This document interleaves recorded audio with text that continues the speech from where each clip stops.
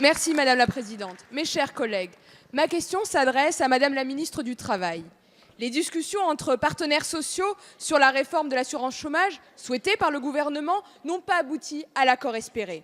Les représentants du patronat et des salariés ayant échoué à se mettre d'accord, en particulier sur la question du bonus-malus, visant à décourager le recours excessif au contrat court qui maintient les salariés dans une certaine précarité. C'est dorénavant au gouvernement qu'il appartient de reprendre la main, Madame la Ministre, et je sais votre détermination à concrétiser les engagements présidentiels. Je crois savoir que vous receviez hier encore les représentants du patronat et des syndicats pour tenter d'avancer sur les différents points ayant conduit à l'échec de cette négociation. Sur la forme, on ne peut que se réjouir de la méthode qui est la vôtre, de continuer d'associer aussi étroitement que possible les organisations syndicales à cette nouvelle réforme de l'assurance chômage. Pour cette raison, vous avez toute notre confiance. Sur le fond, on ne peut qu'espérer que cette méthode aboutira rapidement à une réforme équilibrée, à une réforme acceptée par tous dans l'intérêt des Françaises et des Français. L'engagement du gouvernement aux côtés des entreprises n'est plus à prouver. Les entreprises, notamment les plus grosses, d'entre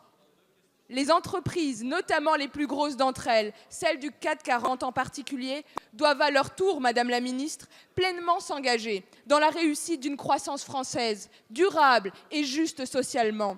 La question du bonus-malus me semble de ces engagements indispensables, de cet impératif de justice sociale, de cet impératif de responsabilité de nos entreprises.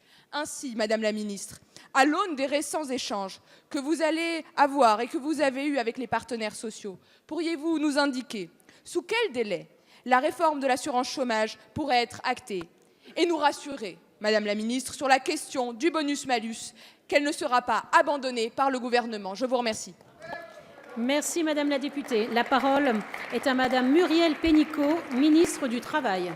Madame la Présidente, Mesdames et Messieurs les députés, Madame la députée Sarah El-Haïry, cette question, elle s'invite aussi dans le grand débat national, alors qu'elle n'était pas prévue à l'ordre du jour. Nous étions ensemble à Casson, un village de Loire-Atlantique, dans votre circonscription, et dans ce débat, effectivement, avec de façon d'ailleurs nuancée, ce sujet a été évoqué. Il a été évoqué aussi quand j'ai fait un débat à Schiltigheim avec 200 artisans. Pourquoi il concerne tout le monde? D'abord parce que le sujet de l'assurance chômage, c'est d'abord le sujet des règles que doivent faire les partenaires sociaux.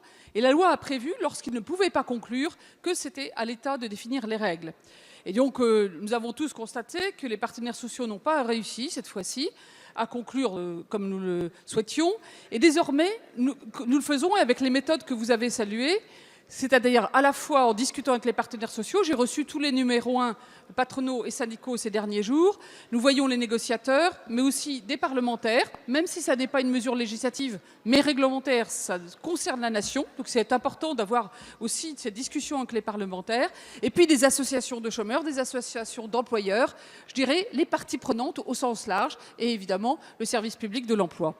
Alors, quels sont le cœur de ce qui est nécessaire en termes de réforme du chômage, de l'assurance chômage? Il ne s'agit pas de revoir l'ensemble du dispositif, parce qu'on a un système plutôt robuste et efficace, mais il y a un sujet principal sur lequel il pêche, c'est le sujet des contrats courts, qui se sont multipliés depuis 15 ans. C'est 9 embauches sur 10 en CDD ou en intérim, et quand 80% des CDD sont 1 mois ou moins, un tiers, c'est 1 jour ou moins.